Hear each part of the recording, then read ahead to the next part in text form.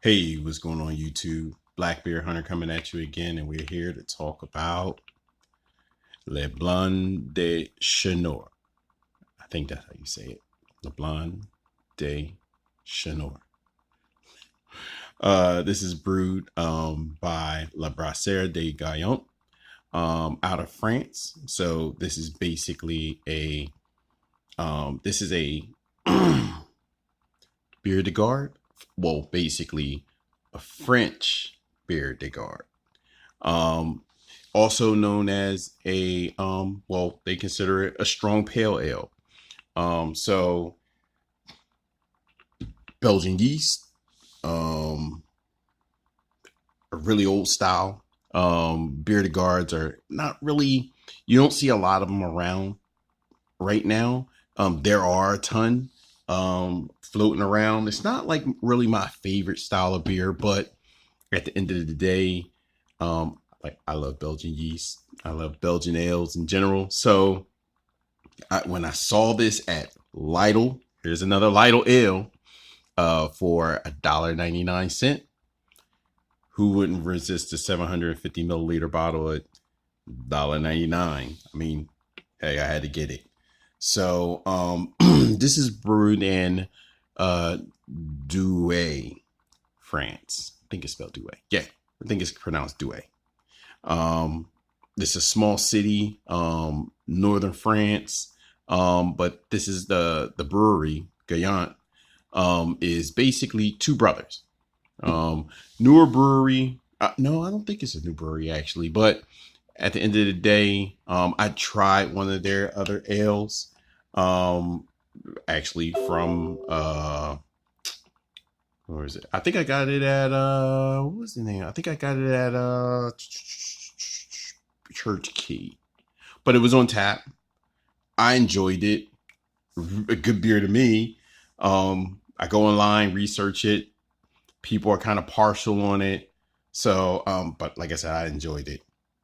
So at the end of the day, here we are. I saw this at Lidl and I had to get it.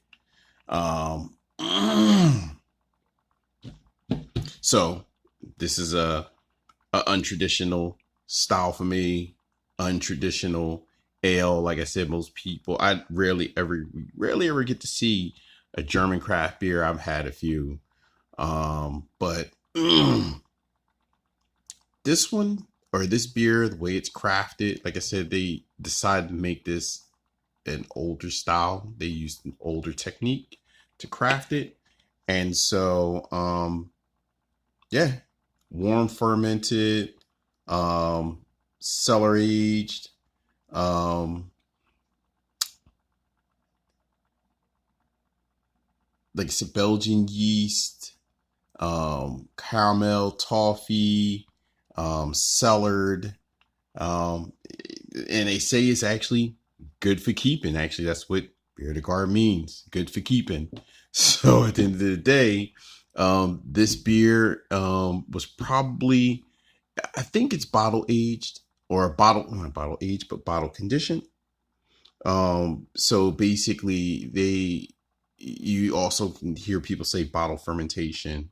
It's an original method used to make the beer like a little bit more bright and sparkly when it, there's like, it's more like a sparkling wine, but it makes the beer kind of bright.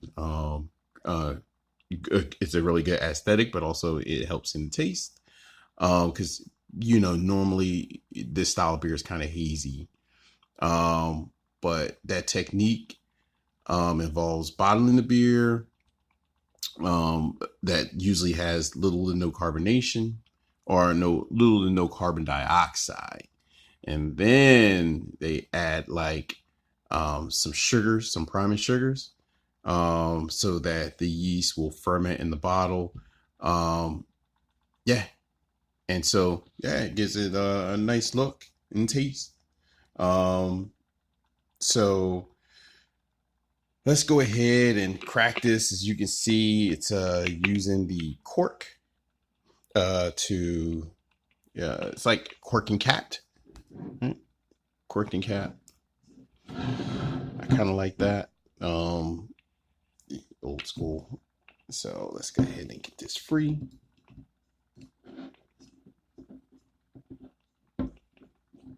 Like that.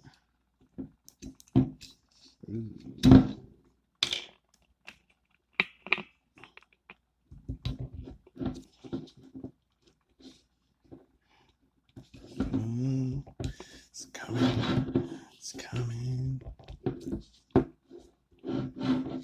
Hold on a sec.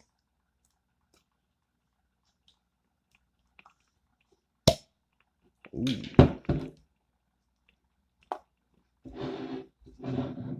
Yeah. Look at that. Little smoke, little CO2 action going on here.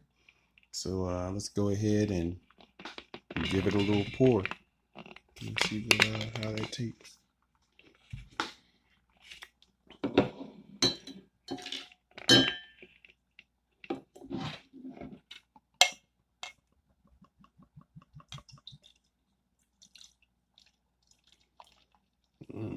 Nice color.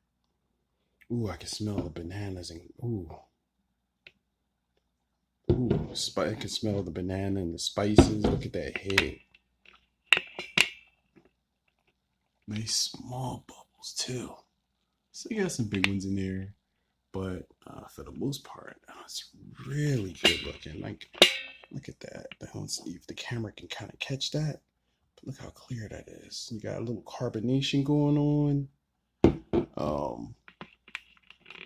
It's really good looking. Nice amber, light amber color. Kind of goldenish, copper. Look at that. Look at the hue. Look at the action going on there. It's pretty. Just make me want to drink it. Like $1.99 at LIDL. So, yeah. I mean, how could you go wrong? $1.99. 7.4% ABV. Brewed in another part of the world, right? It says 750 milliliters. Gayant Brewery, Brasserie de Gayant. I'm ready to drink it. But before we do that, we're going to go ahead and, well, not that much lacing. Well, hold on a sec. Nice spot. Look at that. Sticking to the glass. It's doing a good job of it. So, yeah, let's go ahead and check out the aroma, see what we get, and then we can actually taste it. That's the big part, right? So, hold on, YouTube.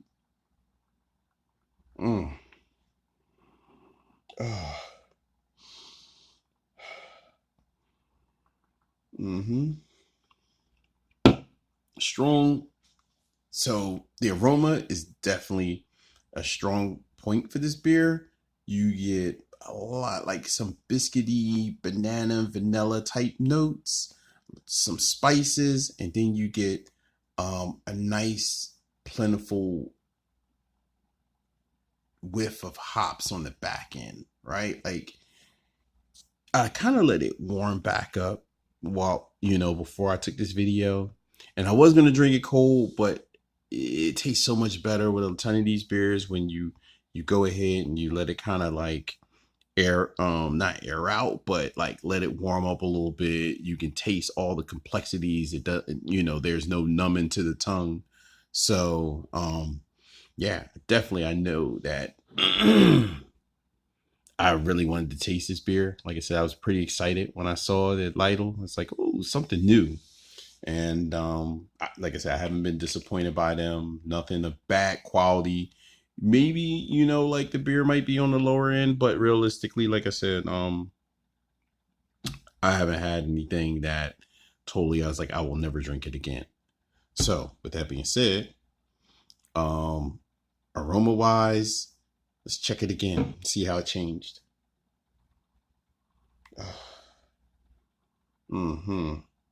Like a little caramel. You can smell the Belgian yeast. You can smell the yeast. Some malts.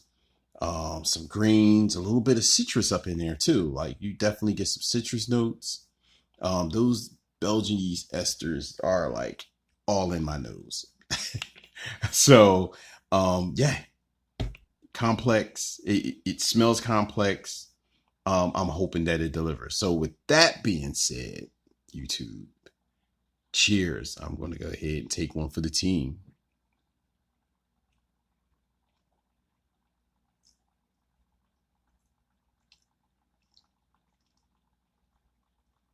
I almost killed it. It was about to go down. Oh, wow. Like the banana. Woo. So taste wise, it is definitely a Belgian beer made in France, but definitely a Belgian beer. It's definitely a must try. I give it a thumbs up already, and I haven't even finished talking about it. $1.99. I'm pleased. Um, French craft ales, you get a thumbs up for this one. So basically, sweet on the front. Definitely, you get a twist of like some malts in there. They're not like they're not extremely heavy, but you can definitely taste them. Like I said, you get like a ton of banana. You can smell it even more. You can taste it. There's definitely no like discernible aftertaste. Everything is up front. You get spices like maybe some coriander, the Belgian yeast, some honey. It definitely tastes like some honey's in there. Wow, it's just like really soft, really smooth. For cheap beer, awesome. You get a nice little dose of hops, some bubble gum. You kind of get in there, a ton of pear, right? Like now, it's not just banana that I taste. It's definitely pear on the back of my tongue. It tastes like I just ate a pear. Let me try this again.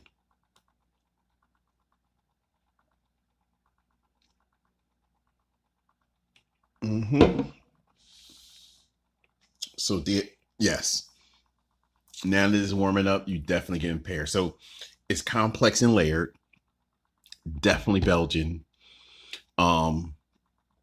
Not like I can't tell that this is like 7%, like which is not big for me. For me, that's not big. But I've had some beers that, like it didn't really have a lot of taste. You taste mostly alcohol, or it just didn't settle yet. Like I don't think they aged it long enough before they bottled it and shipped it out. Like I don't know what it was, but at the end of the day, I totally just it was just okay. But this is actually really good for $1.99.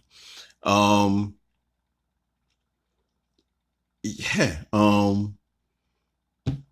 What can you say? Like it finishes really well. It's got like a little bitterness on it when you like midway, like mid drink. So like the middle of your tongue, you get a little bitter taste. But then on the back end, it's like really smooth and sweet and kind of dry, right? Like so it works really well with the feel because like I said, it's extremely soft, it's creamy, no artificial feels, um, nice body, light, but also it's kind of light, right? Like so it's real easy to drink. A good football game, I can see that maybe the 750 will be going within the first quarter. Definitely go in the first quarter. Yeah, I'm really enjoying this beer. I'm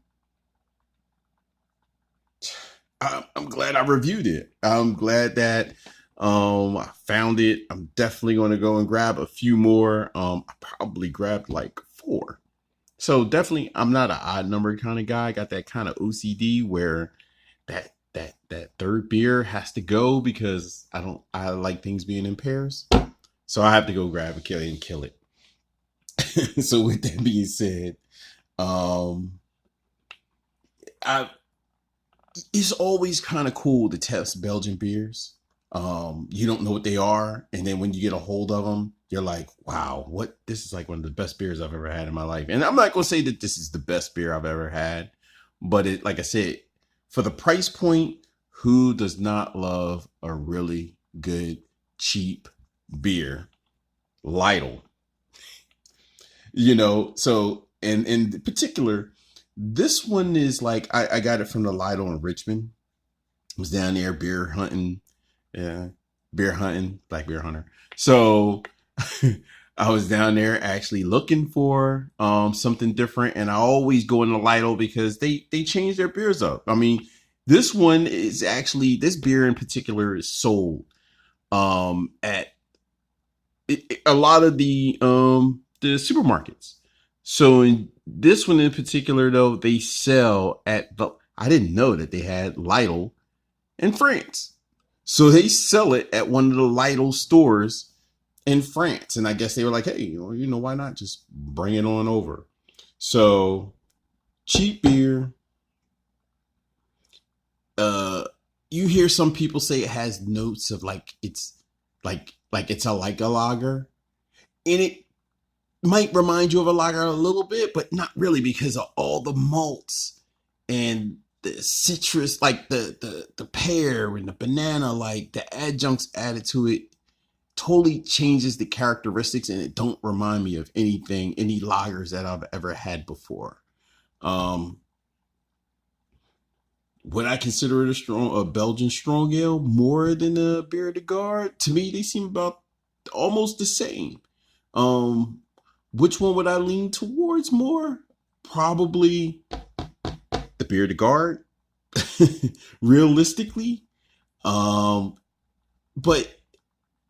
with that being said, like realistically, it's just extremely drinkable. Not extremely strong, good flavors. I'm not going to get tired of this. Like realistically, like I said, I'm going to go make it a reason or find a reason to go ahead down to Richmond and grab another 4-6 more for $1.99. It's going down. So at the end of the day, LIDL, you're doing a good job. Keep making selections like this. Keep supporting the craft market. Keep craft affordable, because that's one of the problems I see right now is that craft is creeping up. The prices are steadily creeping. And you need beers like this so that, it helps to regulate the market. I remember when Lagunitas, they were known for cheap but really great beers. And now they're starting to creep up just like everybody else, But I don't think that Lagunitas is selling at that price point, but I think distributors and the bottle shops are selling it at that price point. So say you could get a bomber for $3.99, right? And now for that same bomber of things that I really used to like is like $7.99, $6.99, $8.99. And so it's kind of, I remember when what's this beer that I really like? Of course, High West. But now they call it High West. It's like no, it's the Willet barrel, and before it was High West. And when it originally came out, it was in the one hitter series. And so it was really affordable when it initially came out. It was like maybe $1 or $2 more. Now, oh my gosh, they starting to name their price on it. But at the end of the day, here we are, LIDL. Go ahead and make something like Lagunitas. Matter of fact, contract them and give me a good stout. I actually really love their stouts. So at the end of the day, they have a line of stouts. I'll be reviewing those. I reviewed them last year. I really like their stouts. And I'm going to keep drinking their stouts. And I'm going to keep reviewing them every single year. I have one that's actually aged from last year. So we'll see how it tastes. But La Brasserie de Gayant. Um,